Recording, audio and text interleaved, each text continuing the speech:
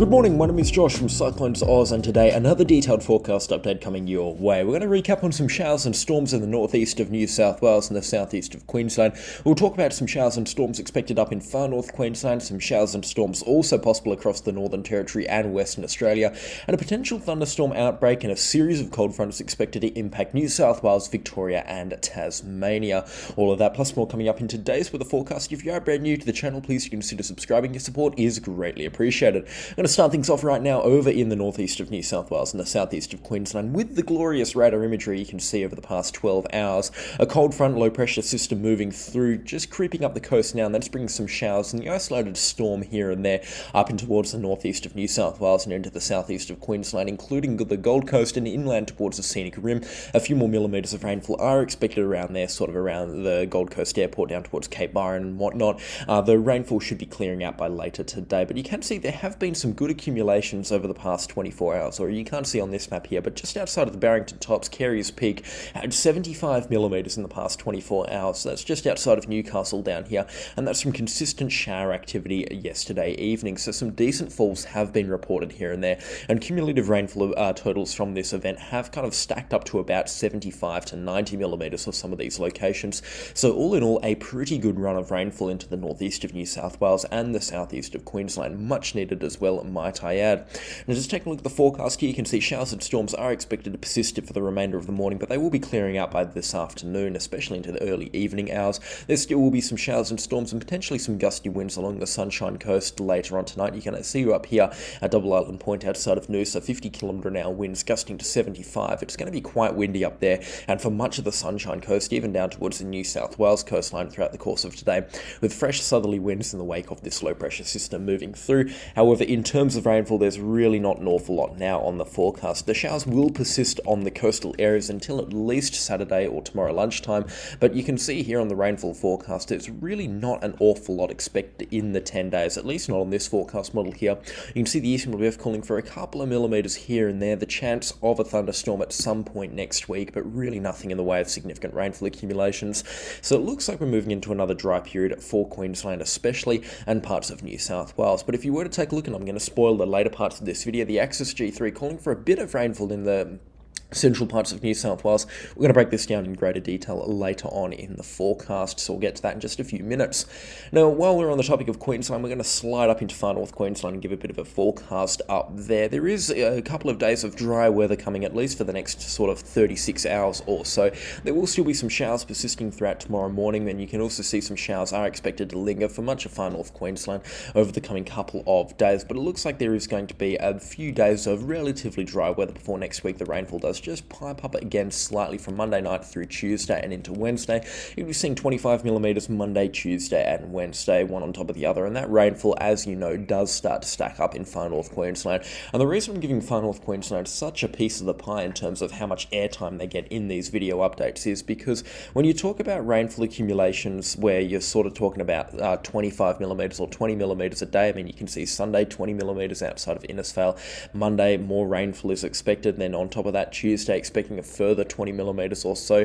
Wednesday, just more rainfall on top of that, especially around, well, specifically Bartle Free outside of Babinda, which is the big mountain up there on the Cassowary Coast.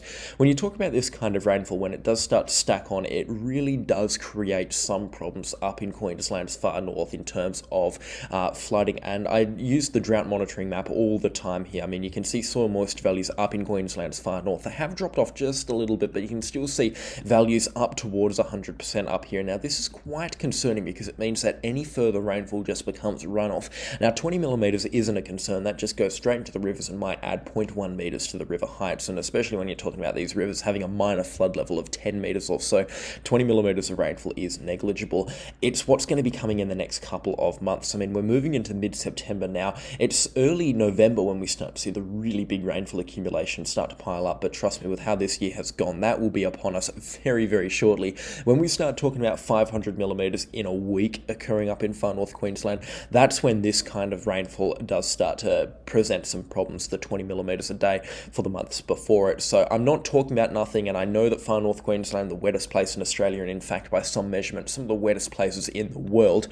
So we do take this kind of rainfall very seriously, especially when we are heading into the wet season now. However, good news for people that want a little bit of dry weather. I mean, I imagine you do up in the far north. They really haven't had a dry season this year.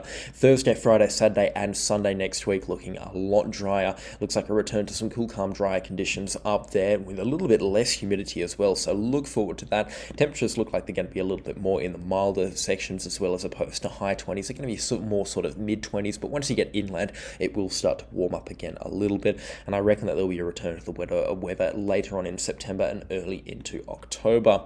But yeah, that basically does it for Queensland. There's not an awful lot here. We've spent a lot of time talking about basically nothing on the forecast, but what isn't nothing is what's going to start piping up in the Northern Territory and Western Australia, specifically from Sunday afternoon onwards. We're going to see a low pressure system here deepen in the Joseph Bonaparte Gulf. I believe that's what it's called here, nestled between Western Australia's Kimberley and the Northern Territory's top end. You can see it here through Monday. This low pressure system slowly deepens off a little bit here, specifically on top of the Kimberley region, and brings showers and storms to the northern parts of the Northern Territory on Monday night. They will be scattered and quite unpredictable, especially in how kind of they're spread out. They're going to be very hit and miss for a lot of locations, but we can expect a chance of thunderstorms throughout much of northern and western Northern Territory. Down towards Alice Springs and Tennant Creek, there is a chance of storms there. The worst of the storms should be along the coastline up in the northwest around sort of Darwin, and then inland towards Daly River, and then down towards Kununurra in Western Australia. But again, they will be pretty hit and miss. The showers and storms persisting through Tuesday morning as well. You can see actually it becomes rain in some places, especially along the coastline and up towards Melville Island. Showers also expected across the northern parts of the Western Australia. Showers will continue through Tuesday and then into Wednesday as well, before clearing out Wednesday afternoon and evening, and you can see a return to the calmer, drier conditions up in the Northern Territory. But this is going to be an early season taste to the wet season. I mean, you can see here temperatures quite warm throughout Wednesday, but the humidity is what's going to be the killer. I want to see if I can pull up a map here on windy.com. You can see humidity values are going to be very high across parts of the Northern Territory and parts of Western Australia as well. Basically anywhere where this rain gets itself set up. I mean, look at this. This is Tuesday afternoon here at, we'll get to 2 p.m. You can see humidity values hovering between 50 and 60% with daytime maxima between 30 and 35 degrees. So it's going to be quite warm up in far north Northern Territory and parts of Western Australia. High humidity values coupled with very warm air is going to make for some very unpleasant conditions, that's for sure, in the Northern Territory's top end.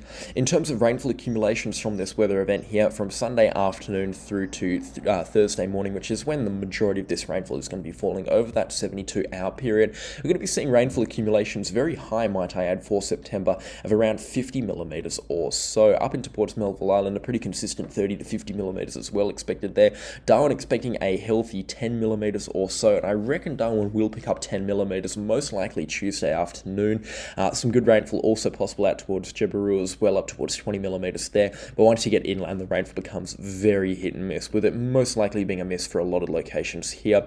The rainfall as well across the top end of Western Australia into the Kimberley region, you can see between 10 and 25 millimeters expected up there. Some healthy accumulations are possible, with rainfall also possible as far south as Alice Springs and Tennant Creek. So looking pretty good in terms of a chance of rainfall, the spread of it at least there. Chances do very much dwindle once you get deeper into the Northern Territory and Western Australia.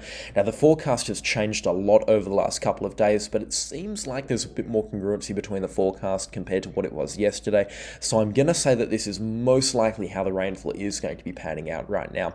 And like I've been saying in every single video, if you are a grey nomad or a traveller up in the top end of the Northern Territory, I'd recommend getting yourself towards a paved road. 50 millimetres in a couple of hours can wash out roads, especially in the first part of the wet season, so we will keep a very close eye on things. Plus, rainfall does make for a pretty unpleasant camping experience, so maybe head a little bit further south, a little bit further inland. There's some beautiful spots in the Kimberley. Get yourself over there, and you will be high and dry and definitely safe from potential flash flooding, which is possible from when we're talking about more than 50, potentially 60 millimetres of rainfall, which is now on the cards for parts parts of the Northern Territory. And we've whizzed through the tropics really quickly. We'll just give a temperature forecast. You can see temperatures warming up, especially across Western Australia today, expected to be in the high 20s down towards Perth. We're expecting a maximum of 28 degrees Celsius today. This forecast calling for 27, with temperatures into the high 20s and low 30s for parts of the northern wheat belt, and then the mid to high 20s for central and southern wheat belt. A little bit cooler along the south coast, but these temperatures here very warm for this time of the year, and it is looking very, very nice for summer lovers. In fact, it's going to be warmer across Western Australia than it will be in interior southern Australia for today, and in fact across much of the east coast as well, where it typically is warmer this time of the year. It's going to be a lot warmer across Western Australia, so that is an interesting thing to see on the forecast, that's for sure.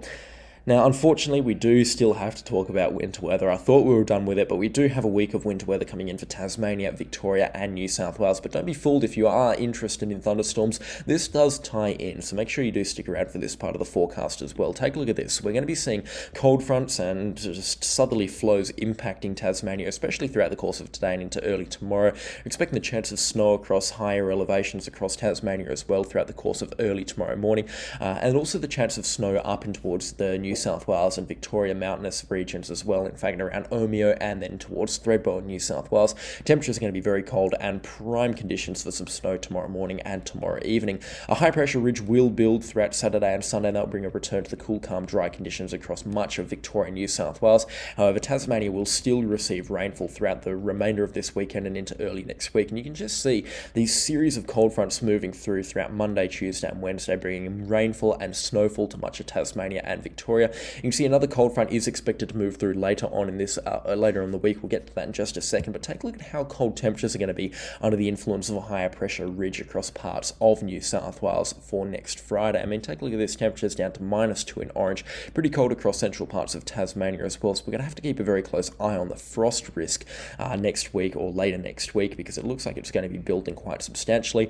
And then Friday, Saturday, or especially Saturday, we start to see a cold front build again. Now, this cold front's the one that I'm most interested in, because it is a strong one that's going to be sweeping up from the south, bringing damaging winds and potentially heavy falls to parts of Tasmania, specifically the west coast. Some snowfall expected for Victoria and parts of New South Wales as well, but it's going to be a little bit of a chance of thunderstorms by the looks of things. Now, in stark contrast to what I'm about to show, the eastern relief is calling for snow right out towards Orange and Lithgow. I think this time of the year, that's a little bit of an interesting thing to be having on the forecast. I mean, taking a look at 10-day snowfall accumulations here in this part of New South Wales, I think that might just be a little bit of a stretch to be calling for snow as far north as the Barrington Tops and Armidale in northeastern New South Wales. But the Axis G3 is the forecast model that has turned my head here.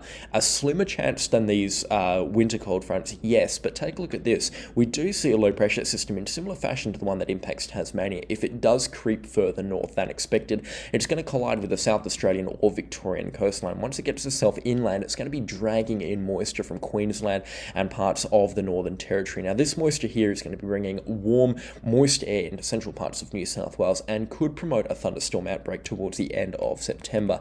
Now, I'm just bringing this up on the forecast here because it is a chance of occurring right now. I don't think it's a likely chance, but it is still something necessary that we have a talk about and have a think about. Again, this is a pretty wacky forecast for this time of the year. We don't typically see this type of weather this early on in the thunderstorm season, but it is certainly something that is worth a look at, especially considering these thunderstorms do look to be quite gnarly across parts of central New South Wales. So certainly something I'm going to be keeping an eye on over the coming couple of days, this low pressure system.